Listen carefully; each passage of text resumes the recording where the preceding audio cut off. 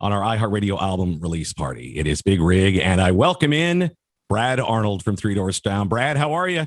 I'm doing great, man. How are y'all? It's good to see you again. It's been a long time. Absolutely, man. It's good to see you too. Now, let's go back because, you were a kid. You were dreaming of being in a rock band. I mean, when you wrote that song, I've heard you tell the story. You were in school when you wrote that song. Were you like the daydreaming kid? Did you pay attention? Because I was never paying attention. I was totally the daydreaming kid. I did terrible in school. I'm so glad we have computers and calculators now because I was writing songs every day in math class.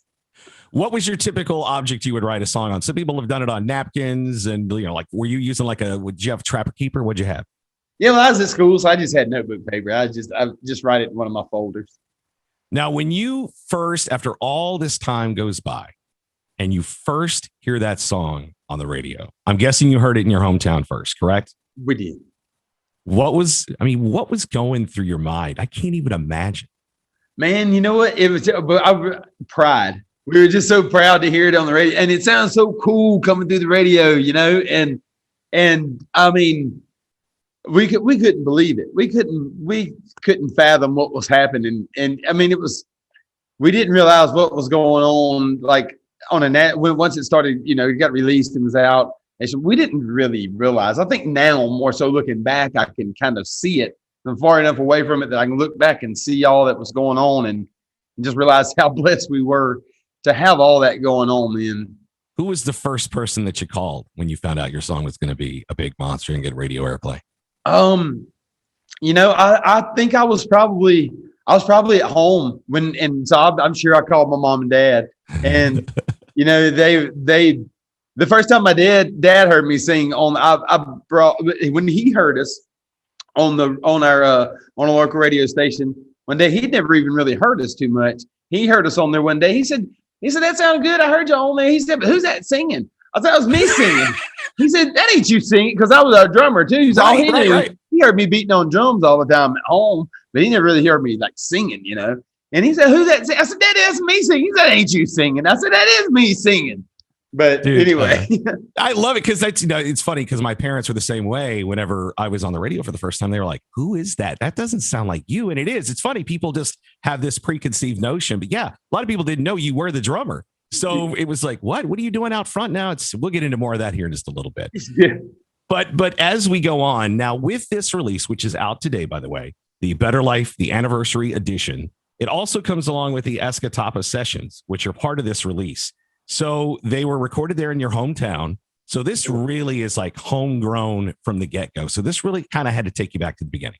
It really did. Going back and putting this album together and going back and re-listening to these songs and practicing to play them.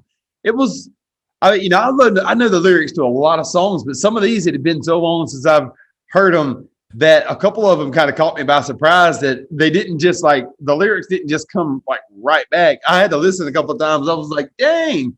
But it was so cool to go back and revisit them because so many of these songs, I can remember exactly where I was when we wrote them. I mean, just exactly where we were.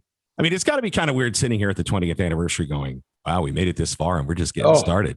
It really, really is strange to look back and it having been 20 years of been doing this.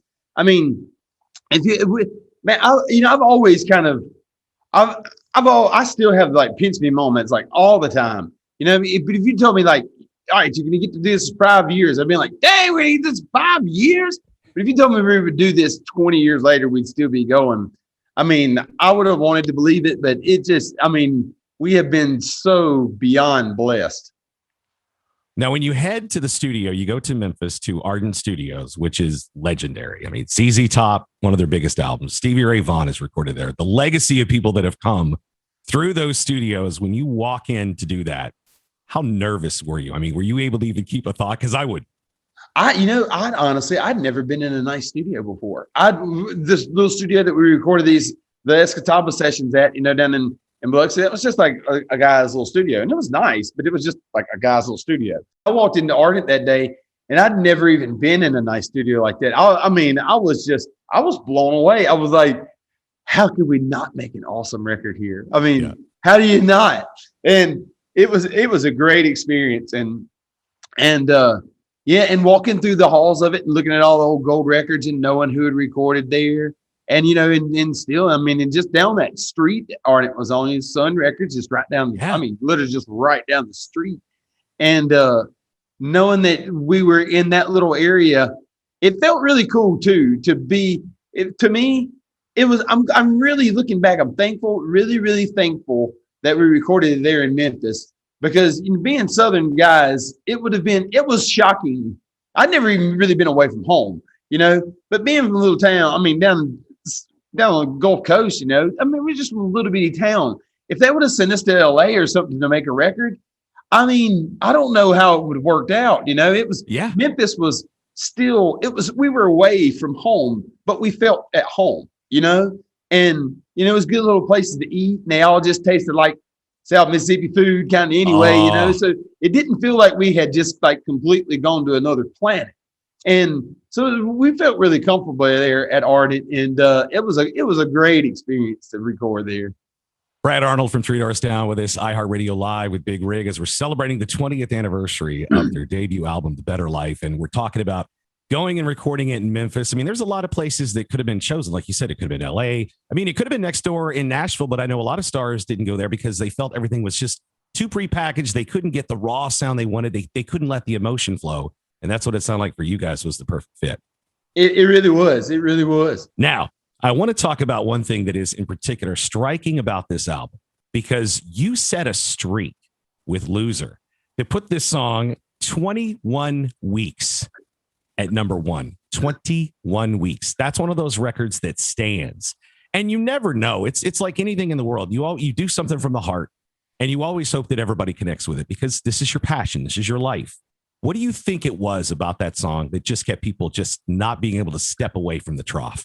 I think we all just feel like that sometimes. I think we all just feel like we all just feel like we're just getting one day closer to being done.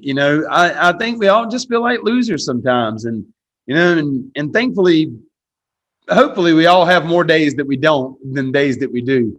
But, I think we all do feel like that sometimes. Well, especially right now. It's been a rough year that everybody's gone through, and to have this to take us back to a better life. When we all were living a different life, a better life, younger life in a lot of cases. Right? Hey guys, thanks so much for watching. Did you like that video? You can check out more over here. And don't forget to subscribe to iHeart right here. And if you're already a longtime fan, make sure you ring the bell down below so you don't miss a single video. Bye guys.